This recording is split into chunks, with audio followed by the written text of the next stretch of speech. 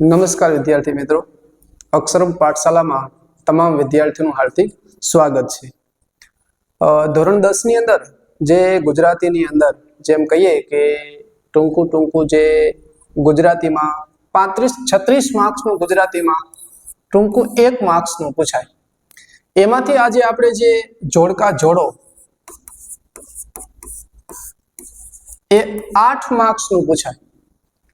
એમાં કઈ રીતે પ્રશ્ન પૂછાય તો કે પેલું કર્તા અને કૃતિ પૂછાય, બીજું તો કે કૃતિ અને સાહિત્ય પ્રકાર પૂછાય, ત્રીજું કૃતિ અને પાત્ર લેખન પૂછાય, ચોથું પાત્ર લેખન અને સંવાદ પૂછાય, અને છેલ્લું કૃતિ અને શેમાંથી લેવામાં આવ્યું હોય તો એ 5 પ્રકારના પ્રશ્નો આપણને પૂછે। તો આ 4 માર્ક્સનું જે જોડકું જોડો એ 4 ન જાય એ માટે આજે આપણે થોડાક જોડકાની ચર્ચાઓ કરીએ। જોડકા જોડો 4 ગુણ, 5 આપેલા હશે 4 અને 4 ગુણ, એકના 1 માર્ક્સ। જોઈએ, આ વિભાગ છે તમારો ગદ્ય એટલે કે પાઠ, જેની અંદર વિષય વસ્તુ નવલકથાઓ હોય, નિબંધ હોય, આત્મકથાઓ હોય, ટૂંકી વાર્તાઓ હોય, લઘુ વાર્તા હોય, લઘુ કથાઓ હોય, પછી આ બધા સાહિત્ય સ્વરૂપો છે એ આની અંદર જરા આવે। એટલે આપણે થોડુંક તો વિચારવાનું કે જ્યારે પણ જો ગદ્ય હોય, પદ્ય હોય, તો પદ્ય સ્વરૂપો આપણને ખબર હોવી જોઈએ કયા કયા હોય તો કે એની અંદર ગીત હોય, ઉર્મી ગીત હોય, સોનેટ હોય, ગઝલ હોય। તો આ બધા સાહિત્ય સ્વરૂપો છે ને એ હંમેશા પદ્યમાં આવે, ગદ્યમાં આવે નહીં। એટલે જોઈએ આપણે આજે ગદ્યમાં પેલું છે રેસનો ઘોડો। ગુજરાતીમાં આખા પાઠ્યપુસ્તકમાં 2 જ પાઠ એવા હતા કે જેના લેખક એક કાવ્ય છે અને એક પાઠ છે જેના કવયિત્રી કે લેખક સ્ત્રી હોય, જે એક શીલવંત સાધુને ગંગા સતી, અને બીજું રેસનો ઘોડો એ સરસ મજાની આપણને બધાને એક લાલ બત્તી ધરતી એક ટૂંકી વાર્તા છે, નવલિકા છે, વર્ષા અડાલજાની છે।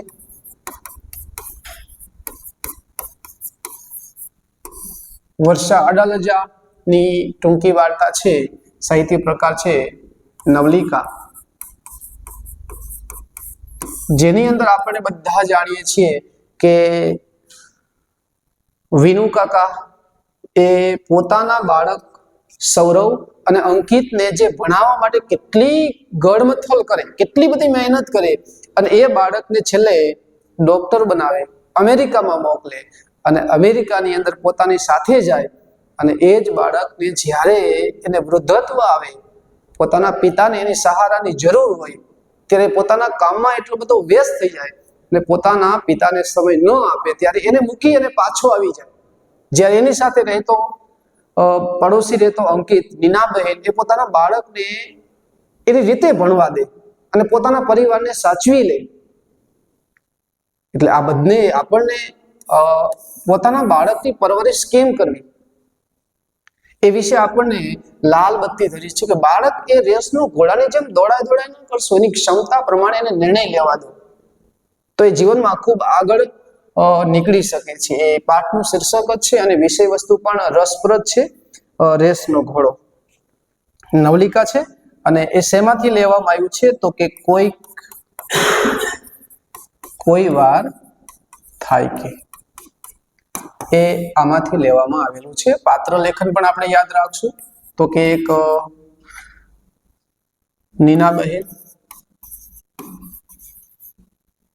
બીજા છે મંજુબેન, અને એના પતિ છે વિનુભાઈ, વિનોદ કાકા, અને આ બંનેનો પુત્ર છે સૌરભ. અને નીનાબહેન અને એનો પુત્ર છે અંકિત.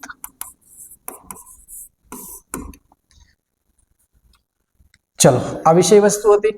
આગળ જઈએ. ભૂલી ગયા પછી તો આ બીજો પાઠ છે અને એ આપણે આગળ ચર્ચા કરી કે ભૂલી ગયા પછી પ્રણય કથા રસપ્રદ છે. પેલા પાઠ શીર્ષકનું એવું કે ભૂલી ગયા પછી મતલબ પેલા મિલન થાય, પછી છૂટા પડે અને વરી પાછા એનું મિલન થાય. એટલે ભૂલી ગયા પછી એ નરેન અને મનીષાની પ્રણય કથા છે, જે કોલેજ કાળની અંદર એકબીજાને ચાહે પણ પપ્પાએ ના પાડી. કેમ કે ડરપોક હતી અને એ નરેન હતો એ વનરક્ષક અધિકારી અને એ જંગલમાં રહેવાનું થાય એટલે આ મનીષા જંગલી પ્રાણીઓને જોવે એના તાહાડથી એ મૃત્યુ પામે, કારણ કે એની પત્ની એ મૃત્યુ પામી એનું કારણ જ એ હતું. એટલે એ એવું ન થાય એ માટે એ ડરપોક હતી એટલે ના પાડે. એટલે ભૂલી ગયા પછી નરેન અને મનીષા આ પ્રણય કથા સાથે જોડાયેલું છે.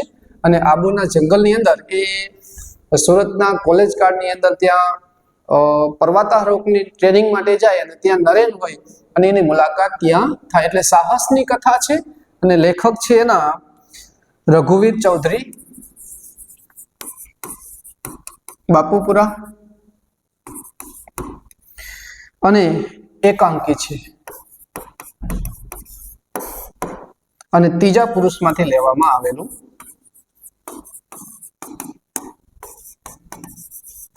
ત્રીજા પુરુષમાંથી લેવામાં આવેલું છે. એના પછી વાયરલ ઇન્ફેક્શન પાર્ટ 2 શીર્ષક જ સરસ મજાનું છે કે વાયરલ ઇન્ફેક્શન. ખરેખર આની અંદર એક પ્રશ્ન સરસ મજાનો છે કે ડોક્ટરો શા માટે, જે આપણા જૂના ઋષિ મુનિઓ કાળને યાદ કરે, મધ્યકાળને યાદ કરે અને વર્તમાન પ્રવાહને યાદ કરે. એટલે કે ખરેખર ડોક્ટરો સમાજમાં શા માટે છે? તો કે પહેલાના સમયની અંદર ડોક્ટરો સમાજમાં કોઈ માણસ રોગિષ્ટ ન થાય એ માટે લોકોને સમજાવવા માટે ડોક્ટરો હતા. પણ આજે માણસો ભયંકર રોગમાં સપડાય પછી ડોક્ટર પાસે જાય. એટલે સમાજની જે અત્યારે દુર્દશા છે તેના ઉપર લાલ બત્તી આપણને ધરી છે કે માણસ આજે જે જીવનશૈલી છે બસ ગાધે જ રાખે અને જે કઈ આમંત્રણ કે યજમાન કે મહેમાન હોય એ બંને જાણે કે એકબીજાની તંદુરસ્તી સાથે છેડછાડ કરતા હોય ને એક ગમે એટલા કેટલા બધા જમવાની અંદર ભોજન તૈયાર રાખે અને જે મહેમાનો આવે બસ ગાધે જ રાખે. માણસની જીવનશૈલી એટલી બધી અસ્તવ્યસ્ત થઈ ગઈ કે રાત્રે 12 વાગે માણસ ખાય. પોતાના શરીરને પોટલાની જેમ સમજી ઓફિસની અંદર ખુરશીમાં કલાકો સુધી બેસાડી રાખી અને ત્યારે એને હાર્ટ એટેક આવે એ કઈ એમને એમ નથી મળતું. કટાક્ષ છે આની અંદર. લેખકે આપણને કટાક્ષ ભાષાની શૈલીની અંદર આપણને મર્મ સમજાવ્યો છે કે જે વાયરલ ઇન્ફેક્શન છે એટલે ડોક્ટરને જેમ કઈ ન સૂજે ત્યારે આપણને એમ કે વાયરલ ઇન્ફેક્શન છે, સામાન્ય વાયરસ છે, બીજું કઈ છે નહીં. પણ એની ખરેખર સમાજની અંદર જે અત્યારે દુર્દશા છે એની વિષય વસ્તુ આપણને સમજાવવામાં આવી છે કે અત્યારે દવાખાનાની અંદર બસ લાલ અક્ષર લીલા અક્ષર લખેલું પાટિયું બદલાય છે. માણસોની હારમાળા તો એમને કીડીઓની જેમ આવું ભરાય છે. અને સમાજની વિકસિત સમાજની નિશાની શું? તો કે અનાથ આશ્રમમાં વૃદ્ધોની, અનાથ આશ્રમમાં બાળકોની અને વૃદ્ધાશ્રમની જે વૃદ્ધોની જો સંખ્યામાં ઘટાડો થાય અને સમાજમાં રહેલી હોસ્પિટલો એ ખાલી હોય, એના પલંગ ખાલી રહે તો આ ખરેખર તંદુરસ્ત સમાજની નિશાની છે. આના ઉપર આપણને લેખકે સમજાવ્યું છે. ગુણવંત શાહ છે લેખક અને નિબંધ છે કટાક્ષમય નિબંધ છે અને શેમાંથી લેવામાં આવ્યું છે તો કે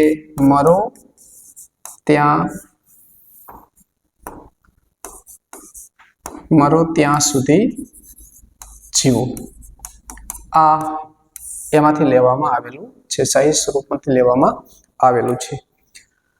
એના પછી સરસ મજાનો હાસ્ય નિબંધ જે છત્રી અને છત્રીની વિષય વસ્તુ આપણે બધા જાણતા હશું કે એક ઈમાનદાર માણસની પરીક્ષા કે છત્રી ભૂલકણો સ્વભાવ છે લેખકનો જે છે એ છત્રી અમદાવાદ ખોવાઈ જાય અને છત્રી લેવા માટે જાય, છત્રી ન ખોવાય એવી છત્રી માગે, પણ દુકાનદારને સમજાવે કે છત્રી ન ખોવાય એના માટેના ઉપાયો તમારે શોધવા પડે અને છત્રી પછી ખોવાઈ જાય અને રાજકોટ લેવા માટે જાય, રાજકોટ 350-400 રૂપિયા ખર્ચો થાય, પાછા ઘરે આવે, અમદાવાદ રિક્ષા બાંધીને પાછા ઘરે આવે અને ઘરના પૂછે ક્યાંય ગયા, તો છત્રી લેવા, છત્રી ક્યાં છે, તો કાલે બસમાં ભૂલાઈ ગઈ. આવી સરસ મજાની વિષય વસ્તુ છે જેના લેખક છે રતિલાલ બોરીસાગર.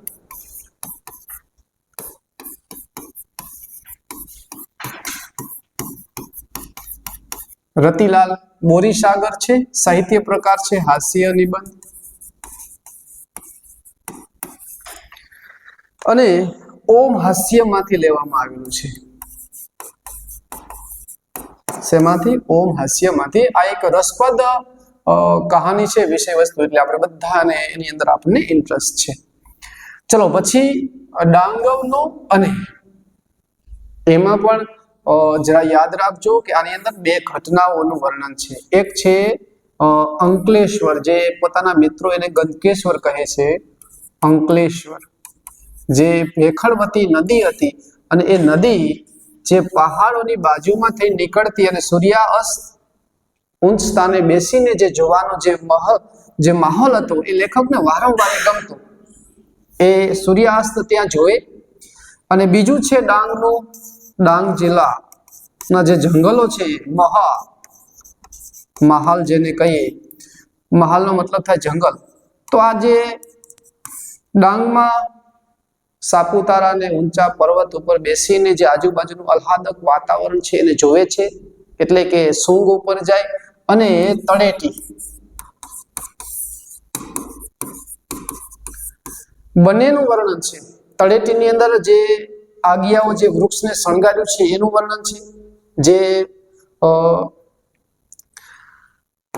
વાંસ છે, તો વાંસ જાણે કે ઝુંડના ઝુંડ હોય એની સાથે સરખામણી કરી છે અને સાથે સાથે આગિયા પણ આની અંદર જાણે કે મોજેમથી શણગારેલા વૃક્ષ હોય એની સાથે સરખાવવામાં આવ્યું છે. અને સાથે સાથે બીજી જીવનની વાસ્તવિકતા એ દર્શાવી છે કે જગદીશભાઈનું બાઇક લઈ અને જ્યારે ડાંગ જિલ્લાનું આહવા એમાં નીકળે ત્યારે એક મૃત્યુ કોઈકનું થતું હોય અને મૃત્યુની માનમાં આદિવાસીઓ ફટાકડા ફોડતા હોય એને જોઈને થાય કોઈકનું સરઘસ, કોઈકના લગ્ન હશે, પણ ડાઘુઓ અસ્થિને લઈને જતા હોય, મરદાને લઈને જતા હોય, તો એને એમ થાય કે આટલા બધા અશિક્ષિત છે છતાં પણ જીવનનું સત્ય આ લોકોએ કેટલું નજીકથી જોયેલું છે, પરમ સત્યને કેટલું આને નજીકથી પામી લીધું છે કે મૃત્યુ એ સનાતન સત્ય છે, આ પ્રજાએ સ્વીકારી લીધું.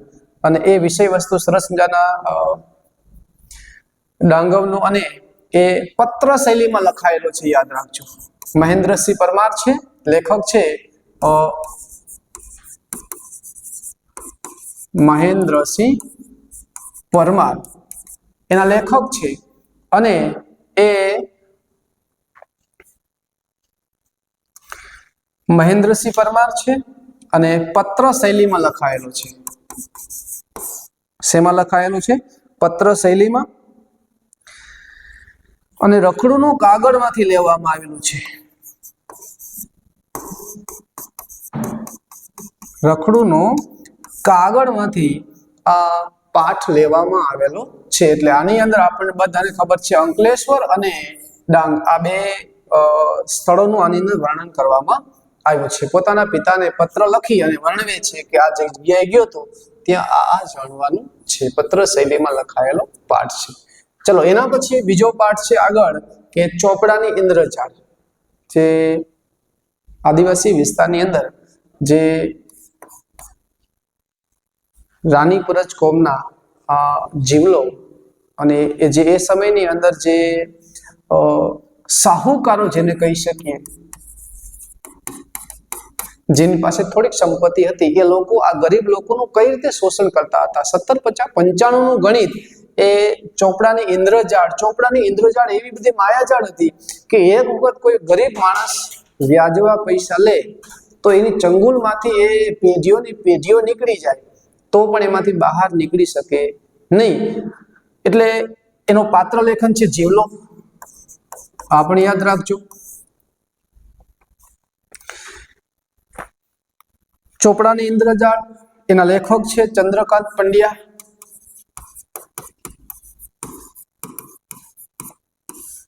અને એ આત્મકથા છે.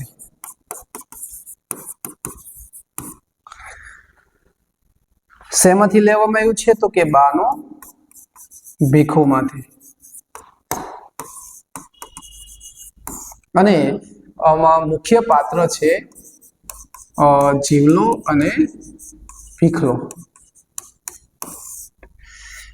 એક સાહુકારનો પુત્ર છે અને ભીખલાના પપ્પા પાસે 300 રૂપિયા વ્યાજે લીધેલા. શા માટે લીધેલા તો કે નવું ખેતર લેવા માટે. પણ પોતાની પત્ની મૃત્યુ પામે તો વળી પાછા બીજા કોઈ સાહુકાર પાસેથી એને બીજા વ્યાજવા પૈસા લીધેલા અને એ 300 ના આજે 1500 રૂપિયા થઈ ગયા હતા. અને કેટલું બધું એના કામ કરી જાય.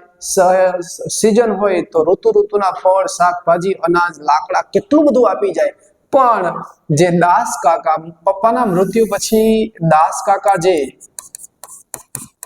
ચોપડા સંભાળતા હતા એ દર 3 વર્ષે એની અંદર અંગૂઠો મારવાનો હોય તો એ હિસાબ કરવા માટે આવે તો એની અંદર જે કઈ કેશ પૈસા આપે ને એ જ ચોપડામાં લખાય, બીજું કઈ લખાય નહીં. તો એ સમયની જે ચોપડાની જે માયાજાળ હતી કે ગરીબ માણસોને જે લૂંટવાની, આમ ચૂસવાની એક જે પ્રથા હતી એ વિષય વસ્તુની આની અંદર ચોપડાની ઇન્દ્રજાળની કથા વસ્તુમાં વર્ણી લેવામાં આવી છે. ચલો, એના પછી જન્મોત્સવ છે અને એના લેખક છે સુરેશ જોશી.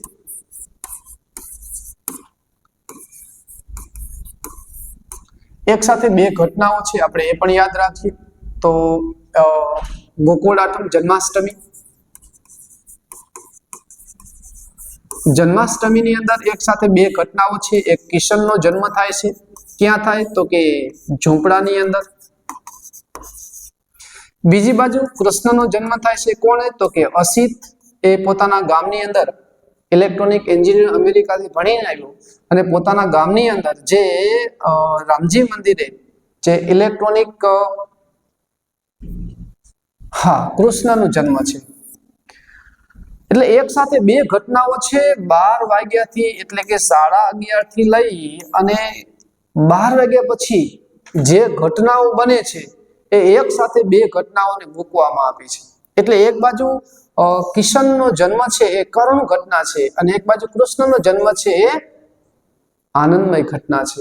એક બાજુ દેવજી ને કાનજી આ કૃષ્ણ અને કિશનને લઈ અને વાલજી ડોસા પાસે પગ ટાંટિયાને તોડી નાખવા માટે, ભાગી નાખવા માટે કે પોતાનું બાળક અપંગ થઈ જાય, ગાડીમાં એને ખીચીને જો લઈ જવામાં આવે તો એને બધા પૈસા આપે, એને કમાવા ક્યાંય ન જવું પડે એ માટે એ ડોસા પાસે લઈ જઈ અને ટાંટિયાને તોડાવી નાખે. એ બાજુ અને એક બાજુ કૃષ્ણનો જન્મ છે. અસિતે રચેલી માયા સૃષ્ટિ અને ગામના લોકો જે ભેગા થયા છે એટલે એક સાથે બે ઘટનાઓ આની અંદર વર્ણન કરવામાં આવ્યું છે. જે સાહિત્ય સ્વરૂપ તો નવલિકા છે. નવલિકા એટલે ટૂંકી વાર્તા. શેમાંથી લેવામાં આવ્યું છે તો કે ગૃહ પ્રવેશમાંથી લેવામાં આવ્યું છે. સુરેશ જોશી અને ગૃહ પ્રવેશ છે એ પુસ્તકમાંથી આ લેવામાં આવેલું છે. નામ જ છે જન્મનો ઉત્સવ. એક સાથે બે ઘટનાઓ છે. કરુણ ઘટના છે, બીજી આનંદમય ઘટના છે. એક કિશનનો જન્મ છે, કૃષ્ણનો જન્મ છે. દેવજી અને કાનજી અને બાણકી આ એની જનેતા છે. ચલો એના પછી જઈએ. ગતિભંગ છે, ગતિનો ભંગ છે. સરસ મજાનું આવો પ્રશ્ન પૂછાય છે આમાંથી કે ગતિભંગ પાઠના શીર્ષકની યથાર્થતા ચર્ચો. તો એના લેખક છે મોહનલાલ પટેલ.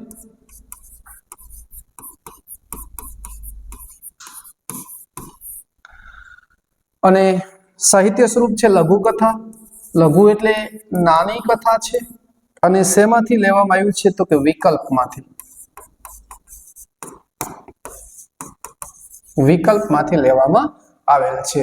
પાઠની શીર્ષક છે ગતિભંગ. એટલે ગતિ એટલે પાઠની અંદર બે જગ્યાએ ગતિભંગ થાય છે. ક્યાં તો કે આ રાજ પર ડુંગર અને એની પત્ની ચાલીને જતા હોય ત્યારે મૃત્યુ પામેલી પોતાની બબલી, આ બબલીની પગલીઓ પોતાની પત્ની ડુંગરના પત્ની જોઈ જાય એટલે વારંવાર ઉભા રહે અને જોવે.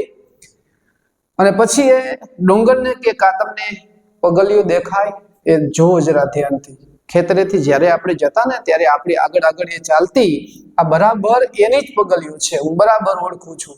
એટલે મૃત્યુ પામેલી પોતાની દીકરી આ બબલીની પગલીઓ જોવે ને તો જે ક્રોધે થયેલો ડુંગર પણ એક સમયે પોતાની મૃત્યુ પામેલી બબલીને યાદ કરી લાકડીનો ટેકો લઈ આકાશની અંદર એ મગ્ન થઈ જાય છે. અને એ બીજી બાજુ પોતાની પત્ની આ બીબો હતું જે આ પગના આકારનું છાપ હતી એની અંદર નજર ઢાળીને એ પણ સ્થિર થઈ જાય. એટલે બંને પાત્રો થોડા સમય માટે ચાલવાની અને વિચારવાની ગતિને અટકાવી નાખે છે.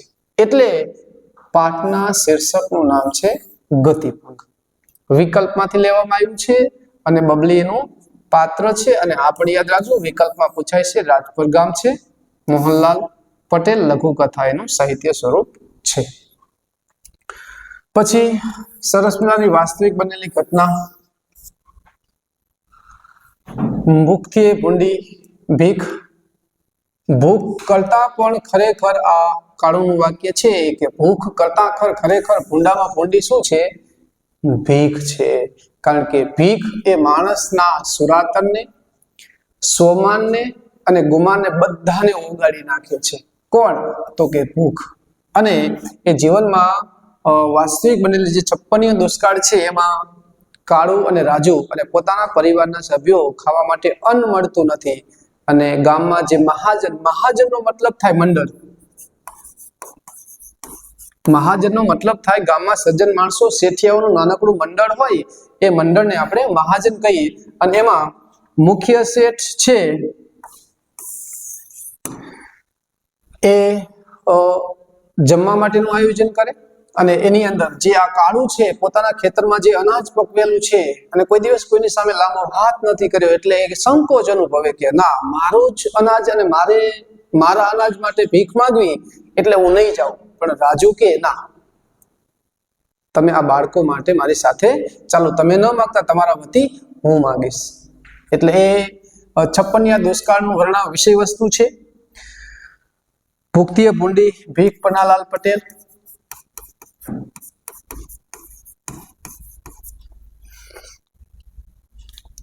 મહાનવલકથા છે.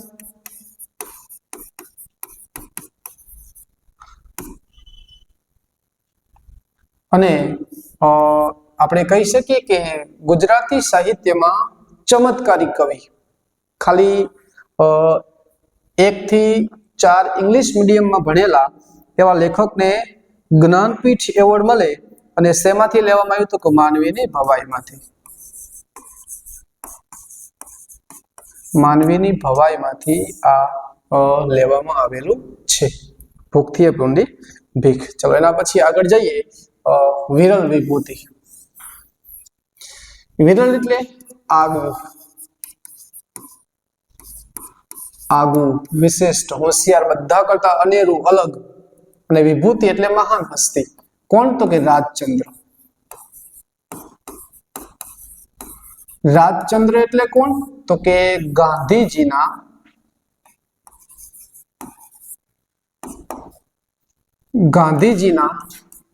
આધ્યાત્મિક ગુરુ. ગાંધીજીના આધ્યાત્મિક ગુરુ. આધ્યાત્મિક ગુરુ હતા ગાંધીજીના. એટલે આની અંદર રાજચંદ્ર અને રાજચંદ્ર સાથે સંકળાયેલી જે કાંઈ એની જે યાદ રાખવા માટેની સતાવધાની શક્તિ, જે 100 શબ્દોને એક સાથે ક્રમમાં યાદ રાખવાની જે શક્તિ, એની યાદ શક્તિ અને એની અંદર બનેલા પ્રસંગો, એ વિષય વસ્તુ આની અંદર વર્ણવી લેવામાં આવેલી છે. એના લેખક છે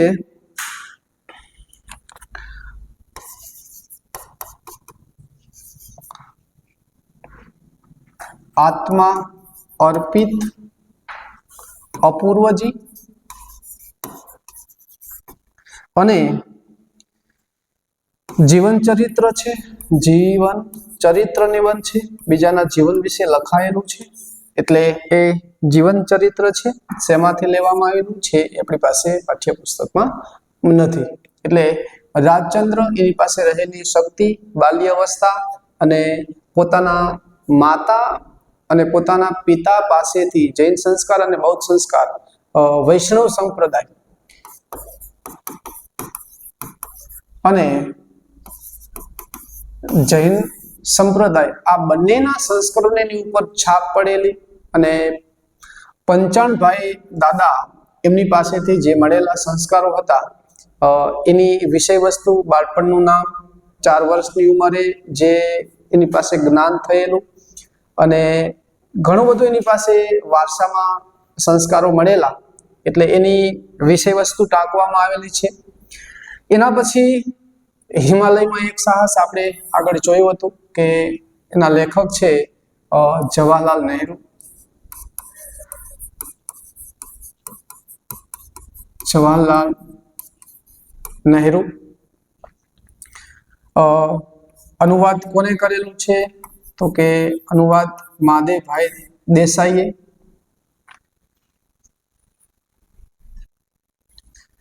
પ્રવાસ છે, પ્રવાસ નિબંધ છે અને એ મારી જીવન કથામાંથી લેવામાં આવેલું છે. મારી જીવન કથા જે ગુજરાતીમાં અનુવાદ થયેલું છે, આ અનુવાદમાંથી આ લેવામાં આવેલું છે. અને હિમાલયની અંદર જે પોતાના લગ્ન વખતે જવાહરલાલ નહેરુ કંઈક સાથીઓને લઈ, પોતા પિતરાઈ ભાઈ એને લઈ અને હિમાલયની અંદર જે જોજીલા ઘાટથી પ્રવાસની સફરે નીકળે અને કેટલા બધા માણસો ઊંચાઈ ઉપર, પહાડી વિસ્તાર, પહેલો અનુભવ એટલે એ પહાડી વિસ્તારનું વર્ણન છે. આજુબાજુમાં બરફથી ઢંકાયેલું છવાયેલું વાતાવરણ, અમરનાથની યાત્રા, અમરનાથની ગુફા અને પછી આવીને રાજકારણમાં એ પ્રવાસને અડધો મૂકીને, કારણ કે ખોભણો ઉપર પથરાયેલો જે બરફ હતો એને કારણે ખોભણોની સંખ્યા વધતી જતી હતી. એક વખત તો એ એકબીજાના દોરડાથી બંધાયેલા અને ખોભણની અંદર પડ્યા, પણ દોરડાથી બંધાયેલા હતા એટલે જીવ બચી ગયો. પછી એને બધાને બહાર કાઢ્યા, બધાએ કાઢી અને પછી તો એ પાછા આવી ગયા, પણ એ પ્રવાસને અધૂરો મૂકી રાજકારણમાં જોડાઈ ગયા. પછી તો જેલવાસ અને એ પછી તો ઉંમર થઈ ગઈ, એટલે હિમાલયની અંદર જવાનું એ લેખકનું જે જવાહરલાલ નહેરુનું સપનું હતું પછી એ ક્યારે પૂરું કરી શક્યા નહીં. એટલે એ વિષય વસ્તુ હિમાલયમાં એક સાહસ છે. તે ચલો, આ હતા આપણા ગુજરાતીની અંદર જે ગદ્ય, જે પાઠ અને એના લેખકો, એના સાહિત્ય સ્વરૂપ, એ શેમાંથી લેવામાં આવ્યું છે તે, અને થોડી જે આપણે કથાઓની અંદર વિષય વસ્તુ છે એની ચર્ચા કરી તે. અસ્તુ.